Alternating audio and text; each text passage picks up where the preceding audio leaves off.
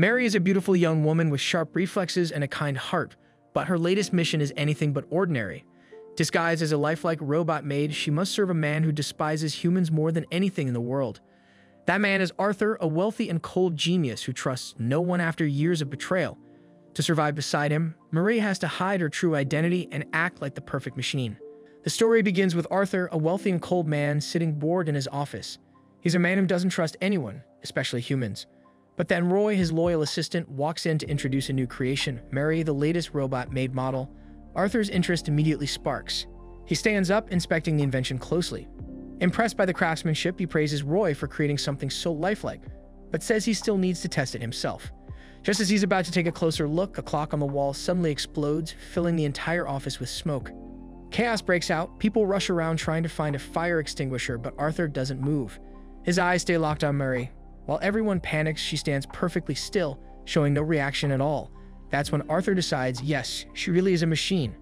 No human could stay that calm in such a moment. Then, out of nowhere, he turns on one of the nearby maids, accusing her of planting the bomb. His guards immediately grab her and drag her away, no questions asked. Arthur then orders his men to hunt down a spy he believes is watching them from a nearby rooftop and to remove the hidden wiretap under his desk. Watching his subordinates move to carry out the orders, Arthur can't help but mutter how much he despises humans, their deceit, their greed, their constant scheming. Moments later, Roy returns, holding gifts and a bouquet of white freesias. But the peace doesn't last long. A knife suddenly springs out from the flowers. Arthur doesn't even flinch. He just smirks bitterly, saying that humans are selfish creatures who will do anything to get ahead, even betray their own morals. That's exactly why he wanted a robot companion, someone he could finally trust. Arthur's hatred runs deep. Since childhood, his relatives have always targeted him, sending assassins, setting traps, all for his family fortune. He survived every attempt but lost all faith in people along the way. To him, the worst kind of person is someone who lies, and right beside him stands Mary, the robot maid, who's secretly a human martial artist in disguise. On the outside, she's calm and expressionless, but inside she's panicking. She didn't realize she was supposed to hide her human identity from Arthur, the one man who hates humans most of all. As Arthur steps closer, Mary freezes. She's convinced he's found out. But instead of calling her out, Arthur suddenly blushes. He starts gushing about how perfect she is, how remarkable her design feels up close. Mary, uncomfortable with how close he's standing, quickly says she'll start cleaning his room. But when he gently takes her hand and asks if he can call her Mary, she hesitantly agrees, still confused by the sudden softness in his tone. Later, in the break room, Roy reminds Marie of her duties as a robot maid. He informs her that she'll be accompanying Arthur to school for protection. But as he talks, he realizes Mary's barely listening because she's too busy stuffing her face with food. She explains with her mouth full that she's only allowed to eat when Arthur's bathing. Then, deciding that Arthur must be done by now, she rushes off, finishing Roy's share on the way and shouting for him to add more protein to her next meal. Roy sighs, worried that her little act might not hold up for long, and that if Arthur ever finds out, they'll both be dead. The next morning, Arthur is in his usual strict mode, scolding a butler for oversleeping. Mary watches, thinking that he's terrifying. But she also admits that everything he says always makes sense. When they finally get into the car, Arthur starts briefing her on their schedule. Listening carefully, Mary realizes that Arthur's days are packed, studying, managing the company, handling meetings. No wonder he's so tense all the time. While she sits there quietly, she notices that Arthur's tone softens whenever he talks to her. Suddenly, he takes her hand and leans closer. In a low voice, he says he's aware that her mission is to follow him at school and pretend to be human. Then he adds that if she's ever in trouble, she can always come to him. Mary nods silently, touched by his unexpected kindness. When they finally arrive at the academy, Mary can barely hide her excitement. The place is huge, filled with elegant buildings and award displays. She stops to admire the trophies. Almost all of them belong to Arthur. But before she can look too long, two male students bump into her and scold her for standing in the way. In her usual flat tone, she apologizes. The boys frown, offended by how robotic she sounds, thinking she's mocking them. Mary, of course, isn't pretending. That's just how she naturally speaks. Arthur soon appears, his presence instantly silencing the boys. He glares at them and tells them off for harassing his maid. The two quickly back off and leave. Mary thanks him, and Arthur gently pats her head, saying that her cold voice and emotionless face are adorable. For the first time, Mary feels a strange warmth in her chest. She's never been complimented like that before. That afternoon, they return home. The young man enters Arthur's office, greeting him casually.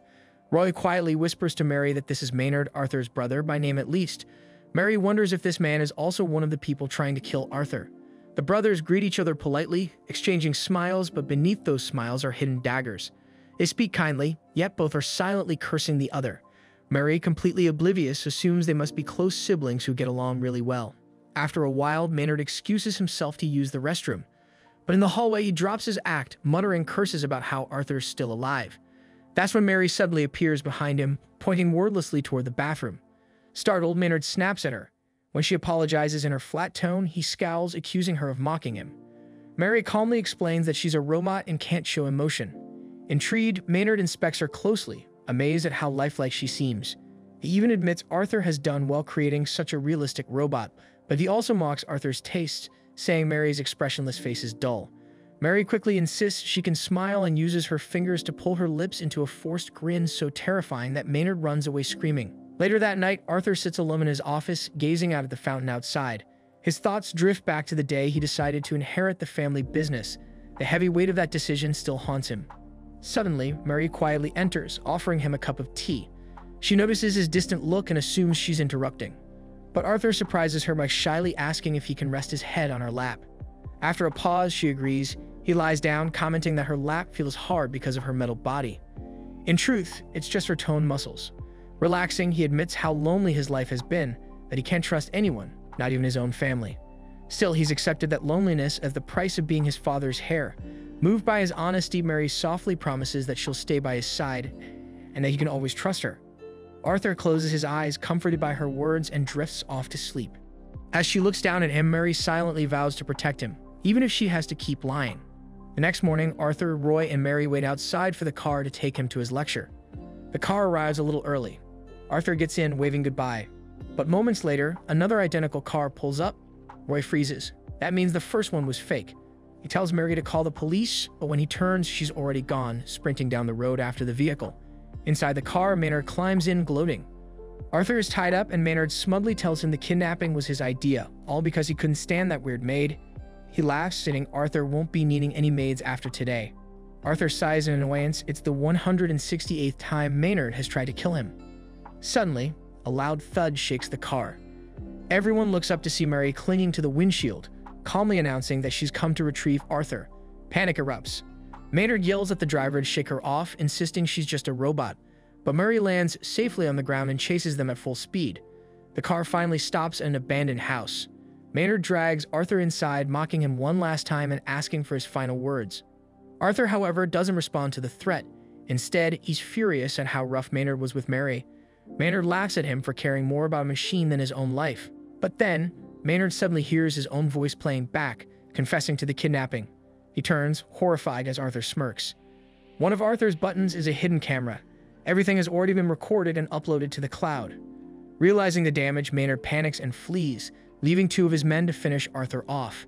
The men hesitate, but before they can act, Murray bursts through the door and takes them down in seconds. After freeing Arthur, they try to escape, but neither notices the spilled gasoline and the burning cigarette nearby. Within seconds, flames roar through the building, swallowing everything in sight. Mary reacts instantly. She realizes their only escape route is gone. Acting quick, she tells Arthur to cover his mouth with his handkerchief to keep from breathing in the thick smoke. Then she spots a window. Without wasting a second, she tells him to use it, saying she'll lift him up. But Arthur refuses. He doesn't want to leave her behind. Still, Mary insists, saying she'll be fine and will find another way out once he's safe. Suddenly, an explosion rocks the whole structure. The smoke thickens, the air burns in their lungs, and visibility drops to almost nothing. In that chaos, Mary makes a silent promise. No matter what happens, she'll make sure Arthur survives, even if it costs her everything. Knowing he'll never abandon her willingly, she decides to say what she's been holding back. She tells him that she's truly enjoyed her time with him, that to her, he's someone very special. Then she lies, saying he doesn't have to worry because her body's made of metal, so the fire won't hurt her. She urges him to go, saying she could just be rebooted later once she's repaired.